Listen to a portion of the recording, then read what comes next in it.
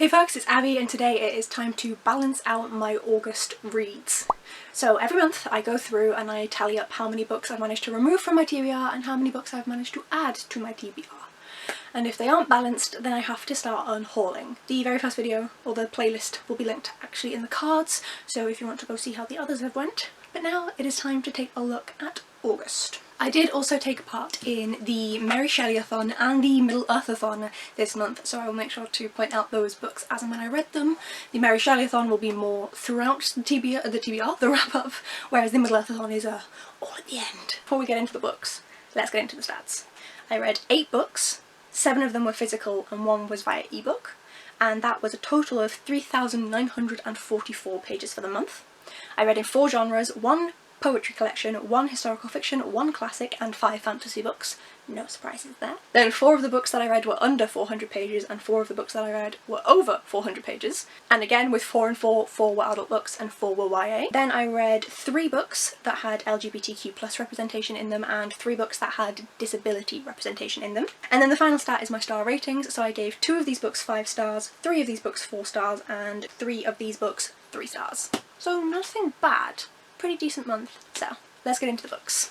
So the first book that I managed to read in August is The Final Strife by Saara El-Arifi. This is a high fantasy book which was in the Goldsboro GSFF box from the month before. This follows a world where it is the different blood types that segregates the different groups. So you have red blood for those who are the highest, the elite, you have blue blood for the lower, and you have transparent, translucent blood for those who are basically not even recognised. We are following a young woman who was raised as a blue blood, but she has red blood because she was stolen from the Reds in her youth to then be trained up to defeat them and to bring them down. However, it is more complicated than that, and this book goes into so much depth. It is absolutely beautiful. There's just so much in here. So there is LGBTQ+ rep, disability representation. As far as I know, every single character in here is black. There is just so much fantastic representation in here that is just compounded by the fact that it's written so beautifully. I care so much and so in depth about all of our characters here. Our primary character, Saara, I adore her. She is sometimes an awful human being, and yet I wish her all the best, and I love just seeing kind of how her mind changes and develops throughout the book. Then you also have Doerr, who is a different point of view that I love reading from. We also have I don't know how to speak about this eloquently, because I love it so much. I had the same problem when I was writing my review for my blog. I will leave that link down below because that is slightly more coherent and I don't just want to verbatim spiel it. So if you'd like to see my in-depth thoughts, the blog post is down below. But just dear god, this book is amazing, it's beautiful, not enough people are reading it. I've seen it all over Bookstagram, but no one's actually said that they've read it, and this is stunning, stunning. You all need to pick it up because I need more coherent reviews that are more useful than my own to be around so that people read this book and enjoy it. It's just done so well, there's so many twists, so many turns. Every time you think that you understand what's going on in this world, no you do not, because something else has happened and it just entwines so beautifully. It's done so well. I am so excited for the next 2 books in this series. I really hope Goldsboro does more matching editions so that I can grab them. It's beautiful. This is a 5-star read. This is one of my 5 stars of 2022. It is amazing. It's amazing. Then I read my TBR jar pick, which was Fire by Kristin Cashore. This is the second book in the Graceling series, which is a YA series following a high fantasy world where people can have powers. In the first one, people have heterochromia. If they have these powers, one eye will be a different colour, and the powers are massively varied. Whereas in this side of the mountains, which is mentioned in the first book, there are actually people who are born monsters. But there's only one left, and we follow her. This was so much fun. I adored this series so far. The only complaint I have so far about this series, okay, that's a lie, there's 2 complaints. The first book, the naming conventions are awful. So bad, so bad. The second complaint is that we seem to dot about within the world. I adore Fire. Fire is the main character in this book. I adore Katza, who is the main character in Graceling, and yet it looks like that is it. Those are their books. We don't get any more books from them. I'm so sad. I need more of Fire. I know that it wraps it up, but I just need more. It's such a fun series. I know that this is one that people either love or hate. It's one of those older YA books, but it's just so fun. So much fun, and I'm so glad that Carrie from Caring for Books and Veronica from Veronica's Shelf pushed me to pick this series up because I'm so glad, and I'm so excited for the new release later this year, I think. Then, because it took me a while to finish any books this month, the Goldsboro GSFF, I can never say that, box came through with the one I'm going to be reading in September, which is Lost in Time by A.G. Riddle. This is a book that is both set in 2027 and 201,320,641 BC. There's dinosaurs. They travel back in time. This guy creates a time machine and they use it for criminals, but then he is convicted for a crime that he has not committed, and so he's sent back in time, and so he's trying to get back forward in time to 2027 to where his family are to save them from whoever clearly wants to cause them harm, because why else would they send him back in time? And there's dinosaurs. This is all I know. It's stunning, it's gorgeous. I am excited to be reading it in September. It is on my September TBR. This is just something that I would never have picked up, but sounds amazing, so I'm very excited for this one. Then for the Mary Shelley-thon, we had the prompt to read a book written by Mary Shelley, or read some poems by her. I went with a book, I read it via ebook. It is Mathilda, or Matilda. Mathilda, who knows, which is a short story that she wrote quite some time ago, obviously, but it didn't actually end up getting published for the first time until the 1950s, I think, because her dad was sent the manuscript when she first wrote it, and he then hid it from the world. He did not want it to be published. After reading it, I can see why. Please check the trigger warnings. They're always done in the description for all of the books that I mention. This was only her first draft. This is literally, she wrote it once, she made a few amendments and then sent it to her dad. I can't even imagine how beautiful this could have been if she'd been able to actually take the time to edit it and amend it. This is best read if you've read at least one other work from her before that she did have the chance to edit, because you'll see kind of the foundations of what she's clearly then aiming for. It's really beautiful, it's really well written, it's really awful as well. I'm very glad I read it. And then also for the Mary Shelley-a-thon there was a prompt to read a poem or a collection of poems, and because I am extra, I read a collection of poems. I read a 600-page collection of the poetry of Robert Burns, which is appropriate because Caitlin from My Cheshire Rabbit, who hosts the Mary Shelley-a-thon, is Scottish, and she gifted me this book. So Robert Burns is from Ayrshire, which is in the west of Scotland, and he is a well-beloved Scottish poet. He is the reason for Burns Night on the 25th of January, that's his birthday, and so I was really excited to finally read all of his poems, essentially. I'm sure there's some missing out of here, but it's 600 pages, it's most of his poems, his songs. Some of them, awful. Some of them, beautiful, and some of them were just so reminiscent of my childhood, of things that my mum used to just quote and I never understood. Like, you just assume it's just like, oh yeah, one of those things that adults quote. And then I've never really heard it again in adulthood, because I live in England. It's from Burns. So this was a lot of fun for me to read. I would recommend at least checking out some of Burns' writing, but I wouldn't necessarily recommend reading the entire collection for most people. Then I read the Illumicrate book for the month with the read-along, which is The Drowned Woods by Emily Lloyd-Jones. This is a book inspired by Welsh lore and mythology. I will say that the author, despite her name, I'm assuming she's got some heritage, but she is actually American. She's written another book before that I can't remember the name of that did not get the best reviews from Welsh people. The Welsh Reader is the one I'm thinking of, who really was not keen on the Welsh representation in there.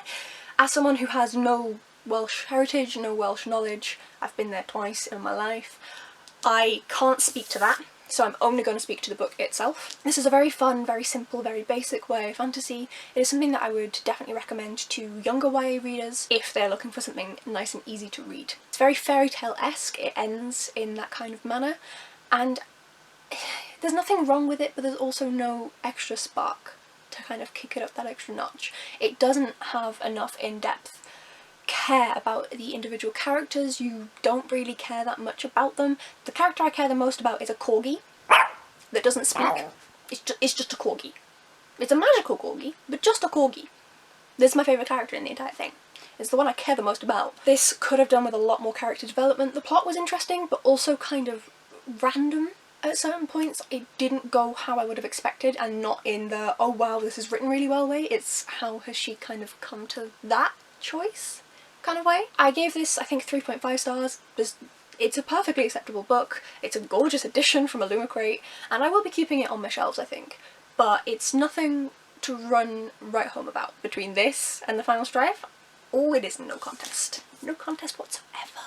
Then Timefulness by Marcia Bjornerud. Veronica, I'm sorry, I know I said that wrong. This is a non-fiction about geology and about how thinking like a geologist can help save the world, and how that links to thinking about time. This book, until the third page from the end, was great. I really enjoyed it. It is a really unique way of thinking about geology and thinking about the earth in general. So although I have knowledge in this background, it was something new and something that I would recommend up until that point. But 3 pages from the end, there is a paragraph that is ableist, specifically towards autistic people, saying that we have an almost autistic relationship with the earth. We are rigid in our ways, savants when it comes to certain narrow sessions, but dysfunctional in other regards. So that gave me the ick, and so I sent a picture of that paragraph to Becca from the Comic Book Sanctum and Veronica from Veronica's Shelf, who are both autistic, and they rep a lot of autistic reads, and so I just said, got the ick from this. What do you think? They both also got the ick. So that kind of ruined this book for me. So the rest of the book is very good, but please be aware of the ableism that is at the end of this book that is inaccurate for starters, and also just very odd choice to put in. So I can't really recommend this book, unfortunately. I know that Carrie from Caring for the Books gave this to me. I'm really sorry that this didn't work out.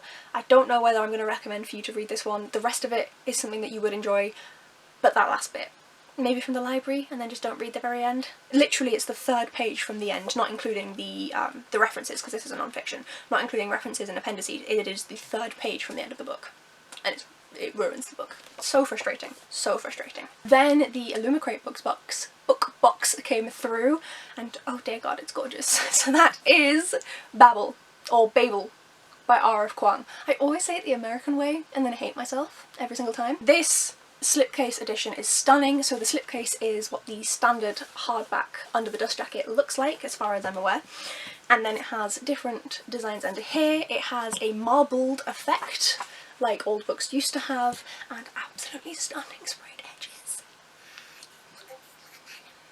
So I'm very excited to read this one. It is a dark academia book set in Oxford, and it is actually going to be diverse. R.F. Kuang is an Asian American, I believe, author, so it's actually going to have diversity in, which is missing in a lot of dark academia.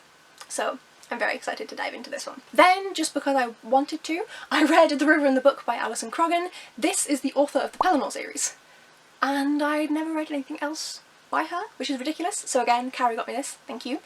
And I loved it, it was beautiful. This is actually endorsed by Amnesty International UK.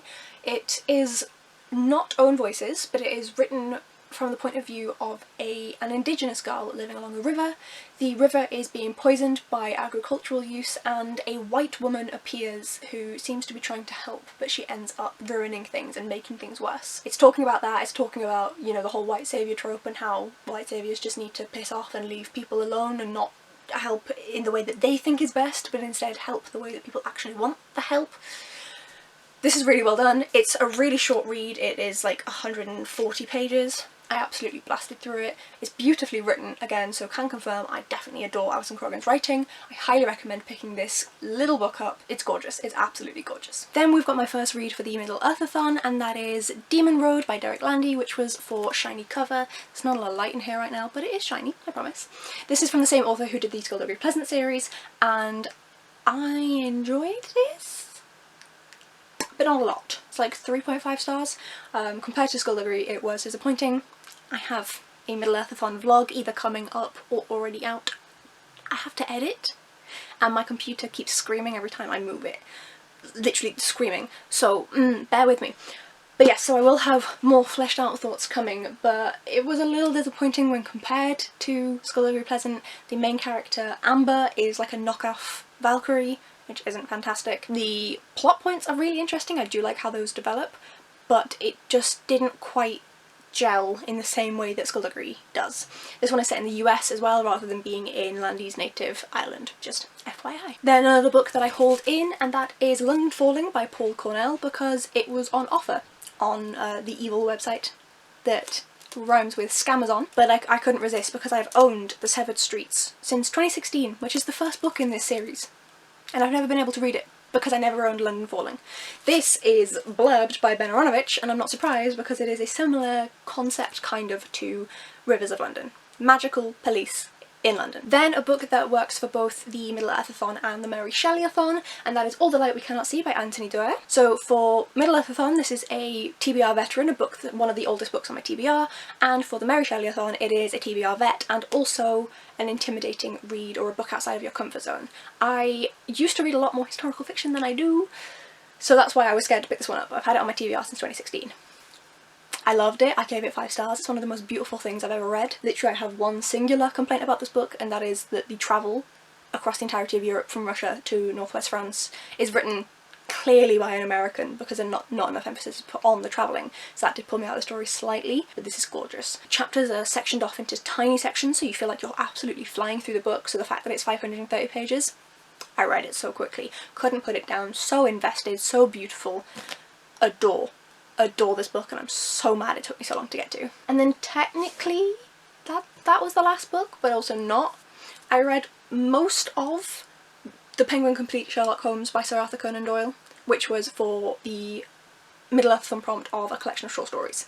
I made sure to read the casebook of Sherlock Holmes first, because that is a collection of short stories in and of itself inside of here, so that I would mark off something for the prompt. I also read The Adventures of Sherlock Holmes, The Memoirs of Sherlock Holmes, and I think The Return of Sherlock Holmes in this month, and then I read The Hound of the Baskervilles of El-Arifi and His Last Bow at the beginning of September. So check out my Middle-earth-a-thon vlog and wrap-up for more detail on that, but just to kind of generically talk about these, some of them are rereads, some of them are brand new to me. I loved all of them apart from the ones that were in the casebook of Sherlock Holmes. That one was Conan Doyle's last ever writings for Sherlock, and he was fed up of Sherlock by this point, and to me it shows.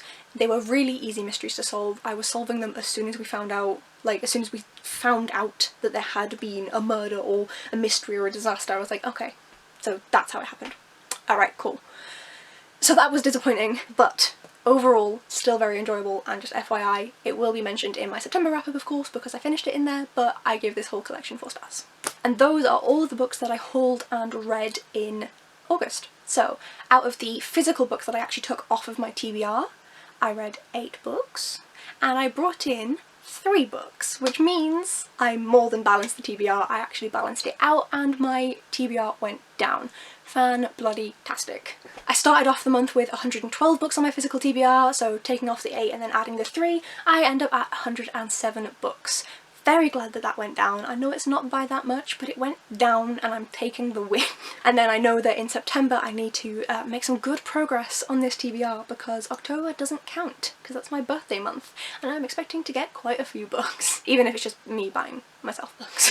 Let me know down below your favourite book that you read in August. I am torn between The Final Strife, this one, it's fine, and also between All the Light We Cannot See by Anthony Doerr. These are both absolutely stunning for very different reasons. Historical fiction, adult high fantasy, both very different books, both absolutely stunning, highly recommend. So let me know your favourite book from August. If you did enjoy the video, please do hit subscribe and hit like on the video. Everyone that I've mentioned in this video will be linked down in the description box below, so please make sure to go check everybody out, obviously. And if you'd like to see some more from me, then I'll catch you in the next video. Bye folks!